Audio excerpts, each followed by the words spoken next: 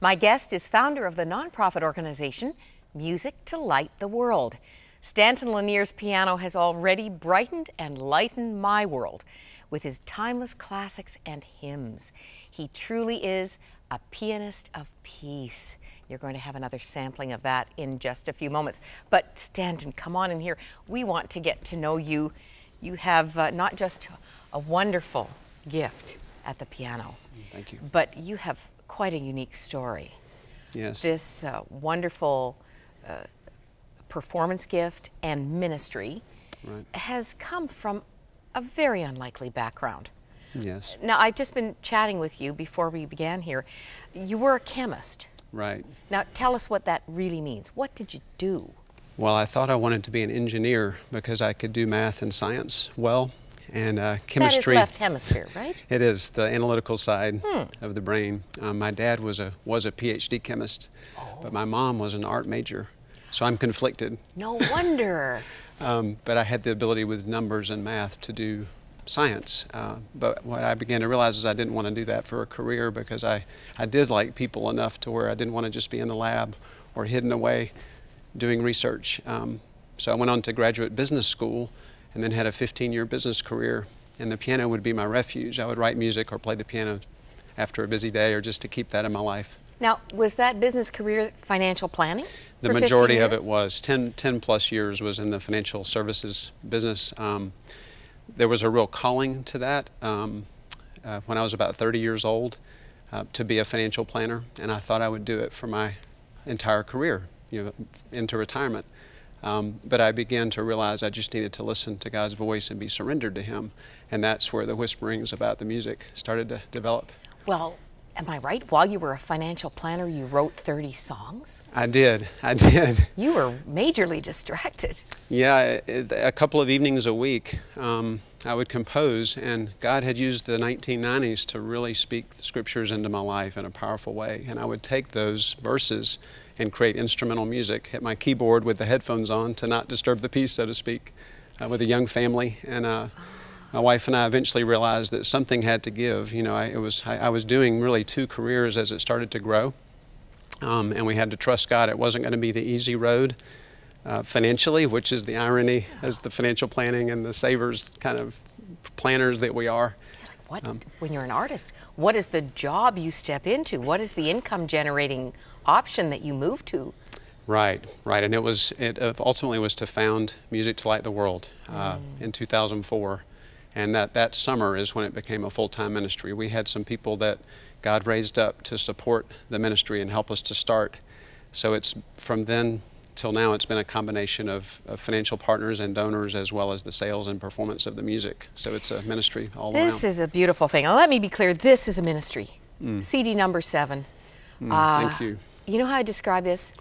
It is a command to decompress. You can't listen to this and not exhale and hear the be still and know that I am God. Oh, that's so beautiful to hear. That's the heart. I'm not saying this to promote the CD. I'm saying this was my experience last week when I first, it's like, it's a whole new environment. How about that? This is your mission, one-to-one. I mean, I want to talk about Music to Light the World too. Right. But you wanted to communicate something, and you insist that melodies can communicate.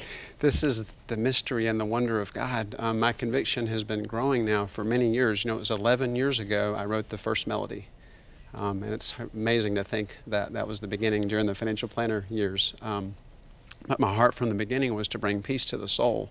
And I think in my own soul and in my own walk, seeing the busyness of life, the stress of culture and traffic and career and marriage and family, there was a solace, a refuge to go to the piano and create music that would speak to the soul. So it was like an audience of one from the beginning, but then God had a plan that it would begin to touch many, many others, and that people would resonate with this idea that we need to slow down and listen for His voice in our life. And the music is a vehicle to do that, and it's been so clear to be instrumental from the beginning. Some people have said, when are you going to do a song, or when's someone going to sing with your music? Because it's more familiar. It's more like 98% of music. There's 2% is instrumental. But God has a way to do things impossible, you know. And so. you've got so much evidence of it. By the way, there are vocals and English horn. English horn, right? A beautiful here. oboe kind of a sound that's so. They're heavenly sounds ethereal, and ethereal, isn't it? Yeah, angelic, right? And such a powerful impact.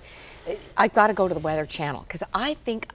Now, this is in the U.S. I think I've heard your music on the Weather Channel too. Maybe so. Yeah, it's a really kind of a humorous story. I mean, a lot of this, by the way, is familiar. You're going to be humming on da da da da da da da da. You know, lots of the classics are woven in here. Right. But as I heard some of these sort of new notes, I thought, I've heard this sound on the Weather Channel. Tell us what happened. A lady at the financial planning firm, the receptionist's husband, worked at the Weather Channel, and my second CD, which is called Still Waters from Psalm 23, Be Still and Know That I'm God, that sense of that, it made it over to the Weather Channel office, which is a few miles from my home, which is really another in Marietta, Georgia? Right. To live so close to the world headquarters of the Weather Channel, but the CD made it in there, eventually made it to a guy deciding on the music for Local on the 8s, which is the 2-minute local weather segment that comes on every 10 minutes.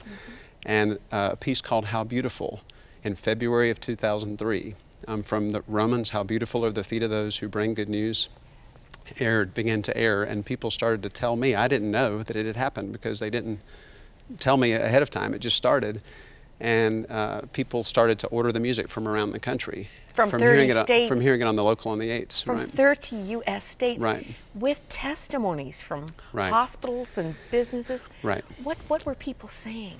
Well, the two that really stand out, one was a lady folding her laundry that said it made her stop, and that she could sense God.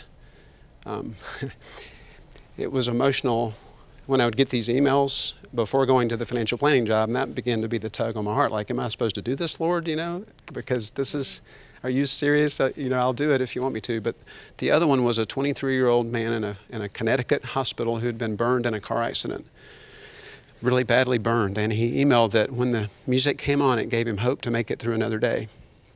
And that began this missional medical arena into cancer patients in hospitals.